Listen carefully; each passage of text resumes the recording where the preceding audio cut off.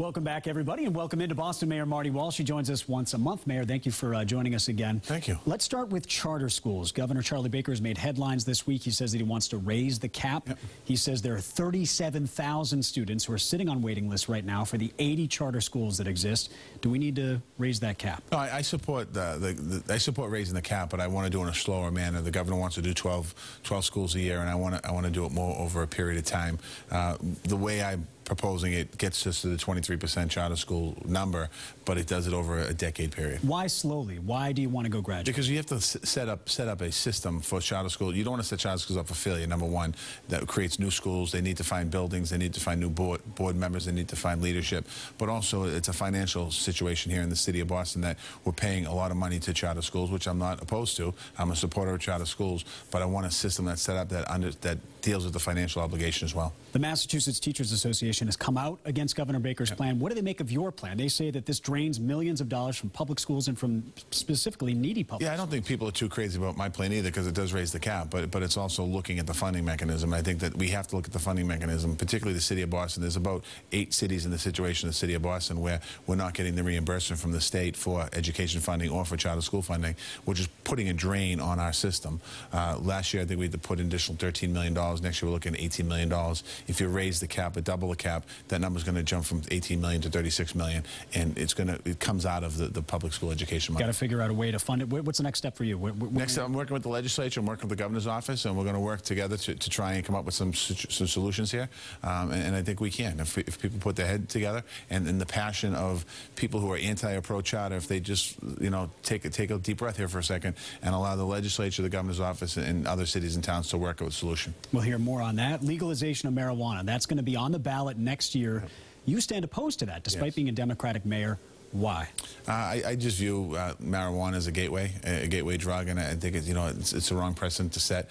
We haven't seen the benefits in Denver. One of the reasons why they legalized it allegedly in Colorado is to end the illegal sales of marijuana, and it hasn't. Marijuana is still being sold illegally in Colorado because of the taxation and the cost of it is part of the reason for it. And I think it sets a dangerous precedent. The World Health Organization says if it is a gateway drug, it's only a gateway drug because you have to go get it illegally. It introduces you into that world of illicit drugs. Do you agree with that? I don't agree with that at all. I mean, there's many families out there watching the show tonight and people watching the show tonight that have an addiction that started by smoking marijuana. Is it different from alcohol, though? Yeah, I mean, you want to keep the bars open later in Boston. Is alcohol different from marijuana? Alcohol's been legal in this country for other than the prohibition period.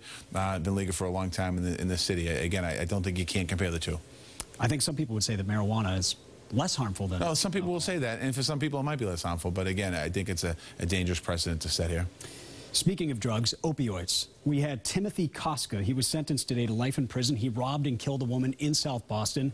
He was trying to get a fix. What are we doing about the opioid crisis in this city? Well, we're certainly working. In the city of Boston, we created the Office of Recovery Services. One of the things we've done, we're working with the legislature and the governor on the legislation at the State House.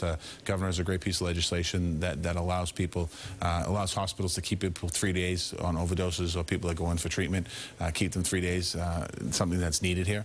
And also, we need to come up with better systems on how we treat people with addictions. And we also need to work with the courts. I mean, this isn't a simple issue, and this has been going on for a long time.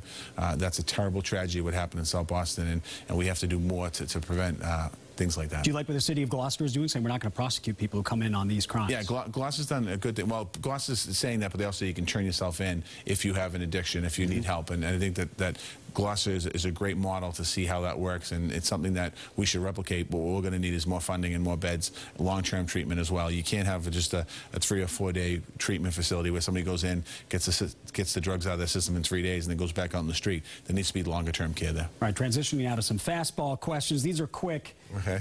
Give people a little idea of who you are. Who won the Democratic debate last night? I'd probably say Hillary Clinton.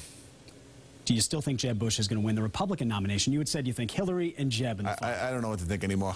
This race is really interesting. So I think it's up in the air. Everybody, it's anyone's game right now. You and I have been talking about this Patriots-Colts score on Sunday night. Patriots.